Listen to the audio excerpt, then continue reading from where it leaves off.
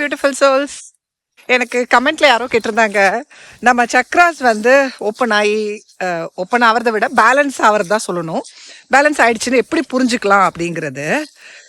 அது உங்களுக்குள்ள வந்த சேஞ்சஸ்லேருந்து தான் நீங்கள் புரிஞ்சுக்க முடியும். வேற யாராலையும் சொல்ல முடியாது உங்கள் சக்ராஸ் ஓப்பன் ஆயிடுச்சா அப்படியான்னு.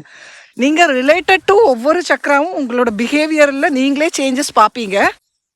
நான் சொன்ன மாதிரி ரூட் சக்கராலேருந்து பொதுவாக அந்த ஃபியர் போயிடும், நாளைய பற்றின கவலை போயிடும், காசு இல்லையே அப்படிங்கிற வருத்தம் இருக்காது, இல்லை வேலை கிடைக்கலையேங்கிற வருத்தம் இருக்காது. எந்த ஒரு விஷயத்தை பற்றியுமே வருத்தம் இல்லாமல் கம்ப்ளீட்லி சரண்டர் மோடில் இருப்பீங்க. இமோஷ்னலி புல்லாகிட மாட்டீங்க.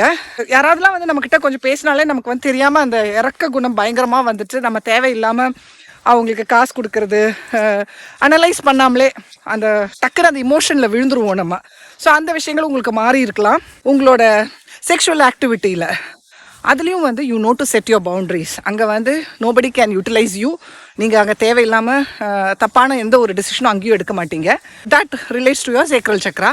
சோலார் பிளெக்ஸஸ் சக்ரா சொல்லணும் அப்படின்னு சொன்னால் ரொம்ப தைரியமாக இருப்பீங்க, ரொம்ப கான்ஃபிடென்ட்டாக இருப்பீங்க. ஐ எம் குட் இனஃப் அப்படிங்கிற அந்த feeling, you don't have to prove any one அப்படிங்கிற அந்த ஒரு விஷயம். இந்த மாதிரி விஷயங்கள்லாம் உங்களுக்குள்ள நல்ல ட்ரெய்ட்ஸாக வந்திருக்கும்.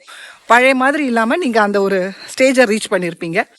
அதுக்கப்புறம் ஹார்ட் சக்ரா, ஒரு அன்கண்டிஷனல் லவ் இருக்கும் எல்லாருக்கிட்டையுமே. தேவையில்லாமல் கோவம் வராது. You know to handle a situation. Boundaries set பண்ணி எல்லாருக்கிட்டையும் அந்த அன்பாக தான் பழகுவீங்க. ஆனால் whenever you have to set a boundary, அங்கே பவுண்ட்ரிஸும் செட் பண்ணுவீங்க. அங்கே ஒரு இஷ்யூ நடந்தது அப்படின்னா அதை ரைஸ் பண்ணணுன்னா நீங்கள் ரைஸ் பண்ணுவீங்க. ஆனால் எல்லா இடத்துலையுமே உள்ள காம்னஸோடு அதை பண்ணுவீங்க. கோவத்தினாலேயோ அந்த இரிட்டேஷன்னாலேயோ அக்ரெசிவாக பண்ணாமல் காமாக பண்ணுவீங்க.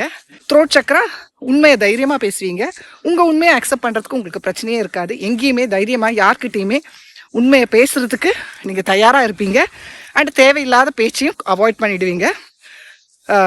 Control of your voice and your truth, அதுதான் த்ரோட் சக்ரான்னு சொல்லலாம். ஆட்டோமேட்டிக்லி இன்ட்யூஷன் பயங்கரமாக அதிகமாகிடும். உங்களுக்கு நிறைய விஷயங்கள் உங்களை தெரியாமல் உங்களுக்கு புரிய ஆரம்பிக்கும்.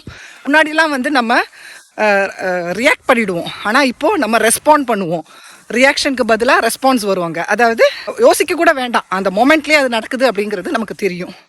And crown Chakra, automatically you get downloads. நிறைய விஷயங்கள் உங்களுக்கு புரிய ஆரம்பிக்கும். இதெல்லாம் நடக்கும்போது தான் you can say you are balanced அப்படின்னு சொல்லலாம். எல்லா சக்ராஸுமே அதோட ஒர்க்கை பண்ண ஆரம்பிக்கும். ஸோ இது கொஞ்சம் கொஞ்சமாக தான் வரும். ஒரேடியாக ஃபஸ்ட்டு ஸ்டேட்டில் நீங்கள் எல்லாமே வந்துடும் அப்படின்னு நான் சொல்ல மாட்டேன். But it takes times, but slowly you will reach there. புரிஞ்சிருக்கும்னு நினைக்கிறேன்.